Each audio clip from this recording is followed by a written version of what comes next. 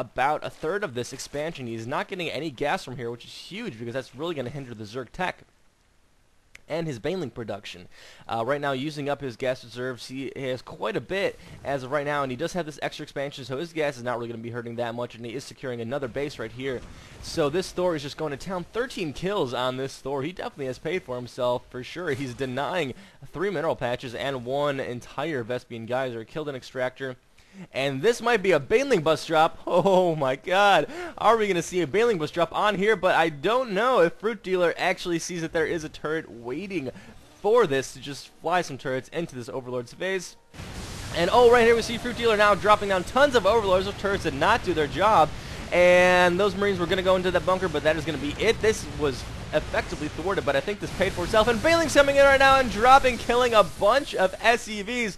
Oh my god, so much stuff going on in this game right now. Hellions, Marines, and Thors for SlayerSBoxer against this Roach, Baneling, Zergling combo right here. And the SCV actually does manage to live. Might we see some more action from him later on in the game? Who knows? Would be interesting to see if something happens from that. And one Thor ship coming around right now, and there's actually no anti-air for FruitDealer, so this Thor ship is going to be able to do whatever the heck he wants. And actually being dropped down right here, trying to get all the damage from the Banelings there. So he was trying to bait the Banelings, but that did not work. He actually just ended up losing a Thor and dropped it straight into the Zerg army. What's going to happen here? One more Thor is getting caught, another Thor getting caught. In a great position right now, though, taking a bunch of the Baneling busts. And right now, almost all the Banelings are gone except for a couple more. Those Marines are effectively saved along with those Hellions. So it actually looks like that SlayerSBoxer is in a pretty decent position. He was able to handle that fairly well, except for the few minor mistakes in the beginning. Thor's coming in right now to deal with these roaches, and FruitDealer coming in with Baneling drops on the Terran player. Do you ever see anything like this? I sure don't. Just bringing in a bunch of Banelings filled it inside these Overlords and dropping them on the player, not even using the ground, just actually dropping them. That was great to see. It was like Nagasaki and Hiroshima just all the time. SlayerSBoxer now trying to get on this position once more. Is that really a wise decision, though? Because he is just going to be able to pick up a couple of roaches. And is the Thor ship going to go back? Come on, Thor ship, get in there. Yes. Thor ship is safe. And oh no, the SCV does get caught right there. Right now, SlayerSBoxer is going to have to deal with FruitDealer's macro right now. He's got his infestation pit right here. He's going to be going for a hive soon. I assume if not going for infestors. Looking at the production tab, we actually do see that there are more Banelings along the way and a cloaking field. So Banshees are actually on the way because he realized that FruitDealer has absolutely no anti-air, and I don't even think he has a Hydra Den.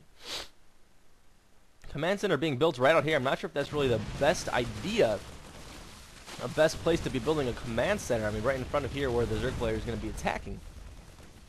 In any case, it looks like the SlayerSBoxer is almost mined out, so he definitely is looking for another expansion. Might the Zerg player be able to, might FruitDealer be able to win just out of the basis of being able to completely out-macro the Terran player, despite the fact that both these players seem pretty evenly matched in terms of skill level, and FruitDealer just has tons of Banelings.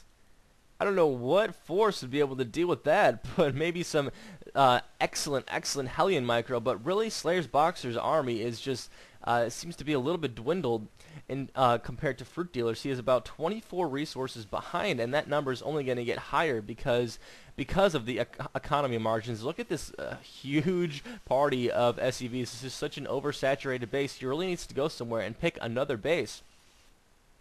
I don't see a command center being produced or anything like that, so I'm not sure what SlayerSBoxer is trying to go for here, but he really should be trying to move out of his base. In any case, he must be prepping for an attack soon if he is not prepping for securing another base. And maybe he's just going to be trying to go for an all-in push and deal with the Zerg player that way and just try to overpower him right now and kind of take the gamble, take the risk, see if he might be able to just push up and end the game right now. Hellions coming in, scouting to see what's going on, trying to take a couple of those Banelings out. But as we saw, that some of those Banelings, actually most of those Banelings are on these Overlords, so they are going to be pretty safe against that Hellion fire.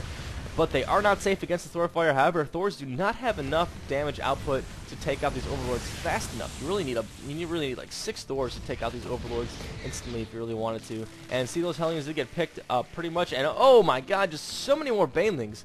31 Banelings and 22 being produced. FruitDealer is going to have butt ton of banelings popping in on SlayerSBoxer's army right now. It's going to take some amazing micro, I think, on SlayerSBoxer's part to deal with this. But then again, he does... Oh, there are Mutalisks, so actually FruitDealer does have the anti-Banshee. And actually, proximity mines waiting to pop up, and got a couple of Marines right there. Great play. Oh my god, FruitDealer's Baneling play is absolutely amazing. I am jealous for FruitDealer. Here comes a battle approaching right now. Banelings rolling into the Thors. Are the Thors going to be able to absorb much of the damage? And I think they are going to be able to, but there are much more Banelings going onto this battle ball. It's really now Thors on Roaches and Banshees on Roaches. I don't know where the Mutalisks went, but the rest of the Banelings are taking out the rest of this battle ball. It's really just SlayerSBoxer right now pretty much consists solely of a couple of Hellions and a couple of Banshees. I'm not sure what happened to those Mutalisks there, but those Banshees definitely are mopping up the storm. Definitely a great unit for SlayerSBoxer to have picked up. Is he going to be able to approach on this base? Might he be able to end the game right here? There are some infestors right now. Might he be able to neural parasite one of those Thors, but there is not enough energy on them just yet. And more Mutalisks coming in. These Thors are going to be able to take out those Mutalisks, no problem. But here come a bunch of Roaches dropping in on those Thors right now, taking out the rest of those Thors, and there's actually no detection for FruitDealer, so these Banshees are still going to be able to do a lot of damage, but I don't know if that's going to be enough. Oh, those Banshees actually don't have energy. I don't think this is going to be enough. I think SlayerSBoxer is on his last limb, because FruitDealer pretty much has the entire base, and this is the last lonely mineral patch for SlayerSBoxer. He's going to try and mine against these in spite of these rocks, but I don't think that's going to be enough. There are just tons of Banelings in production. Looking at the army size right now, there's 154 to 84 right now. I don't think that SlayerSBoxer is going to be able to win this game. And Banelings coming in, busting up the Thor. Man, Thor just takes so many Banelings. But I think this is going to be it. I'm pretty sure that right now this SlayerSBoxer is just going to be calling a GG anytime now. FruitDealer's Baneling play is absolutely amazing. As I was telling you guys earlier, that these Korean matchups are just insane. Like, do you ever see people drop Banelings out of Overlords like that? Usually the thing you want to worry about with Banelings is them getting caught in battle too much, but that is not really a problem for FruitDealer, because he just splits them up so well. He even had them waiting as proximity mines, and I'm almost speechless right now. FruitDealer did a great job. He was able to react against those Banshees in due time. He sent an Overlord Scout, saw that there are Banshees. Also noticed that his weakness was that he had absolutely no anti-air, but he was able to get that Spire up in time with a couple of Mutalisks, and that really was enough for him to deal with that. And look at these upgrades right now. 2-2. Upgrades against 2-0. So that macro ability definitely shows not only in the army size but also in the army tech. And there were just tons of Banelings produced this game. I think it must have been well into like 150 Banelings produced total, and that was just amazing to see.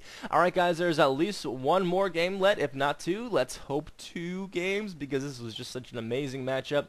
And please thumbs up the video for casting and good stuff like that, and subscribe and comment, please. I want to know what you guys think, what you want to see more of. Am I doing alright with the camera angles and whatnot? And yeah, thank you guys so much, and stay tuned for the next video. Peace.